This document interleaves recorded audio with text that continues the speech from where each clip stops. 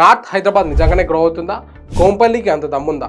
చాలామంది ఇలాంటి క్వశ్చన్స్ అడుగుతున్నారు. సో వాళ్ళందరి క్వశ్చన్స్కి ఈరోజు నేను ఈ వీడియోలో ఆన్సర్ ఇవ్వబోతున్నాను. నిజంగానే కోంపల్లి గ్రో అవుతుంది. ఎందుకు అనడానికి నేను చాలా రీజన్స్ చెప్పబోతున్నాను. అందులో 10 రీజన్స్ ఇప్పుడు ఈ వీడియోలో చెప్పబోతున్నాను. ఫర్దర్గా కూడా కోంపల్లి పైన డిఫరెంట్ వీడియోస్ చేస్తాను. వాటిలో కూడా క్లియర్గా వన్ పాయింట్ని క్లియర్గా ఎక్స్ప్లెయిన్ చేస్తాను. దాంట్లో ఫస్ట్ మనం కన్సిడర్ చేయాల్సింది ట్రాన్స్పోర్టేషన్. సో ఒక ప్లేస్ నుంచి ఇంకొక ప్లేస్కి వెళ్ళాలంటే ట్రాన్స్పోర్టేషన్ చాలా ఇంపార్టెంట్. అందులో రోడ్వే మనం చూసినట్లయితే నేషనల్ హైవే 44 పైన మనకి కోంపల్లి కానీ హైదరాబాద్ కానీ ఉండడం జరిగిందనమాట. సో నాగ్పూర్ హైదరాబాద్ హైవే అవుతుందో ఇక్కడ మనకు ఆల్మోస్ట్ అన్ని ట్రాన్స్పోర్టేషన్స్ కానీ ఇక్కడ నుంచి మనం నార్త్ సైడ్ ఆఫ్ తెలంగాణ వెళ్ళాలన్నా కూడా ఇదే హైవేని మనం యూజ్ చేస్తూ ఉంటాము. ఇక్కడ నుంచి చాలా ట్రాన్స్పోర్టేషన్ జరుగుతుంటాయి, లైక్ మన గూడ్స్ కానీ ఇవన్నీ కూడా. సో ఎక్కడైతే మనకి ఇలా ట్రాన్స్పోర్టేషన్ కంటిన్యూస్గా జరుగుతుందంటే మనకి గ్రోత్ అనేది ఎక్కువ ఉంటుంది. హైవే సైడ్ ఇంకా నేషనల్ హైవే సైడ్ ఇంకా గ్రోత్ ఎక్కువ ఉంటుంది అనమాట. సో దీన్ని మనం కన్సిడర్ చేయాలి. దాని ద్వారా మనకి డెఫినెట్లీ ఒక ప్లేస్కి గ్రోత్ వచ్చే ఛాన్స్ ఉంది. ఇప్పుడు చూసినట్లయితే మనకి కుక్కడపల్లి ఎలా గ్రో అయింది, ఎందుకంటే బాంబే హైవే ఉంది కాబట్టి. ఇప్పుడు మనకి ఇటు సైడ్ అయితే చూసినట్లయితే మనకి శంషాబాద్ సైడ్ ఎందుకు గ్రో అయింది, ఇప్పుడైతే అక్కడ బెంగళూరు హైవే ఉంది కాబట్టి. So Shadnagar Bengaluru highway. So ఇట్లా హైవేస్ ఉన్నాయనుకోండి, డెఫినెట్లీ అక్కడ గ్రోత్ అనేది కంపల్సరీ ఉంటుంది. బట్ ఇట్ టేక్స్ టైం అయినా కూడా ఇప్పుడు ఆల్రెడీ మనం కోంపల్లి దగ్గర అయితే ఆల్రెడీ గ్రోత్ చూస్తున్నాం. సో డెఫినెట్లీ హైవేస్ అనేది చాలా హెల్ప్ చేస్తాయి మనకు గ్రో అవ్వడానికి. అండ్ సెకండ్ వచ్చేసి మనం సిటీ నుంచి ఎక్కడికైనా వెళ్ళాలంటే చాలామంది ఎంఎంటీఎస్ సర్వీస్ అనేది యూజ్ చేస్తుంటారు. ఒకప్పుడు north Hyderabad side MMTS service అనేది చాలా తక్కువ ఉండేది. ఇప్పుడు మనకి ఎంఎంటీఎస్ సర్వీస్ అని నార్త్ హైదరాబాద్ కూడా స్టార్ట్ చేశారు, బొల్లారం వరకు. సో అక్కడ నుంచి కూడా మనం ఎంఎంటీఎస్ సర్వీస్ యూజ్ చేయడం ద్వారా చాలా తక్కువ టైంలో చాలామంది ఇక్కడ ఎక్కడైతే స్టే చేస్తున్నారో కోంపల్లి ఆ ఏరియాలో వాళ్ళు వెళ్ళగలుగుతున్నారు. సో దాని ద్వారా కూడా మనకి ట్రాన్స్పోర్టేషన్ చాలా ఈజీగా అయిపోయింది. దాంతోపాటు మన కోంపల్లిని నెక్స్ట్ కుక్కడపల్లి అంటారు, ఎందుకంటే కేకే ఉందని కాదు. సో ఎందుకంటే రీజన్స్ చాలా ఉన్నాయి.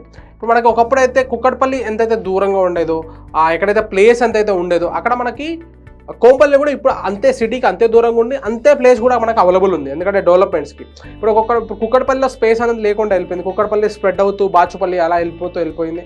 బట్ మనకి ఇప్పుడు కోంపల్లిలో చాలా స్పేస్ ఉంది డెవలప్మెంట్స్ జరగడానికి. ఇప్పుడు మనం కొత్త ఏదైనా తీసుకొచ్చి పెట్టాలని కూడా చాలా ప్లేసెస్ అనేది అవైలబుల్ ఉన్నాయి కాబట్టి డెఫినెట్లీ కోంపల్లి అనేది నెక్స్ట్ కుక్కడపల్లి అయ్యేదానికి ఛాన్సెస్ ఉన్నాయి. ఎవరైతే సాఫ్ట్వేర్ ఎంప్లాయీస్ కూడా అక్కడ ఉండడానికి ఇష్టం చూపిస్తున్నారు, ఎందుకంటే మనకైతే ఆల్మోస్ట్ సికింద్రాబాద్ నుంచి 20 minutes డ్రైవ్ ఉంటుంది మీరు వెళ్ళినట్లయితే.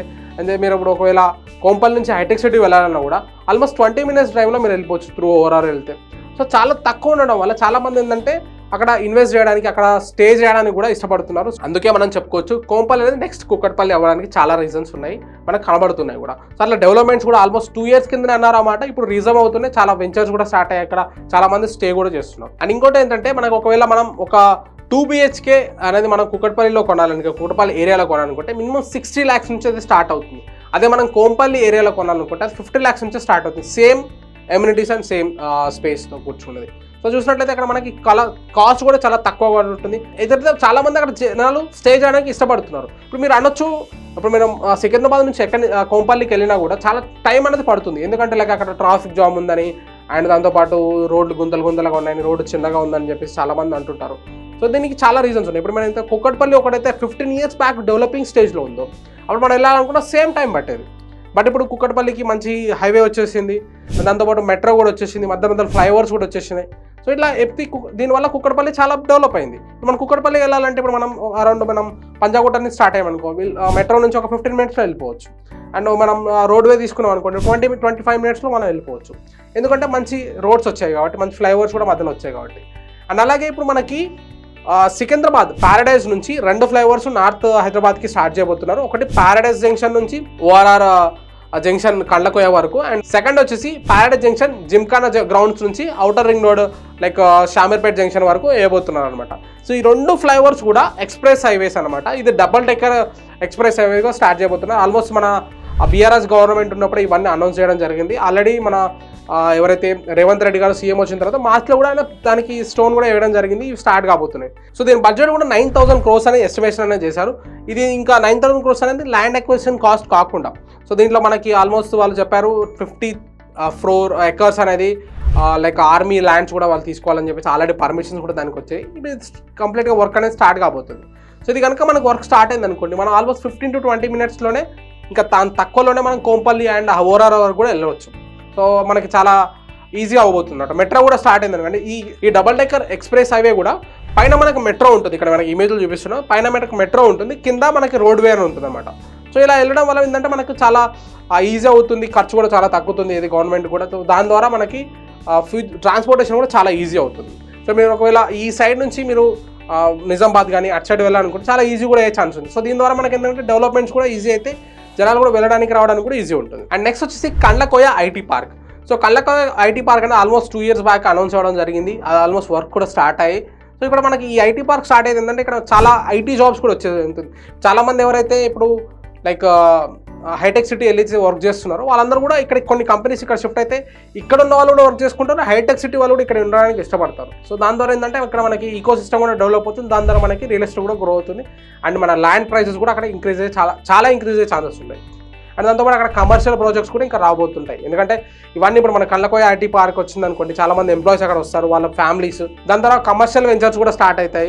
కమర్షియల్ వెంచర్స్ అంటే లైక్ మనకి థియేటర్స్ కానీ లేదంటే మాల్స్ కానీ ఇవన్నీ కూడా స్టార్ట్ అయ్యాయి అనుకోండి. అక్కడ కూడా జనాలు ఉంటారు కాబట్టి అక్కడ కూడా ప్రైసెస్ అనేది ఇంక్రీజ్ అయ్యే ఛాన్స్ ఉంది అనమాట. నెక్స్ట్ వచ్చేసి గ్రీనరీ ప్లేస్ అనమాట. ఇది వచ్చేసి మనకి ఇటు సైడ్ అయితే నార్త్ హైదరాబాద్ ఏదైతే ఉందో ఆల్మోస్ట్ గ్రీనరీ పార్క్స్ కానీ 300 acres అర్బన్ ఫారెస్ట్ కానీ ఇక్కడ ఉండడం వల్ల మనకి చాలా గ్రీనరీ ఉంటుంది, అంటే ఆక్సిజన్ కూడా ఎక్కువ ఉంటుంది. దాంతోపాటు ఇక్కడ కండ్లకోయ ఆక్సిజన్ పార్క్ అనేది కూడా ఉండడం జరిగింది, ఇదే 300 acres అనేది ఉంటుంది. సో ఇక్కడ కూడా మీరు రిలాక్సేషన్కి కూడా చాలా మంచి ప్లేస్ ఉంటుంది.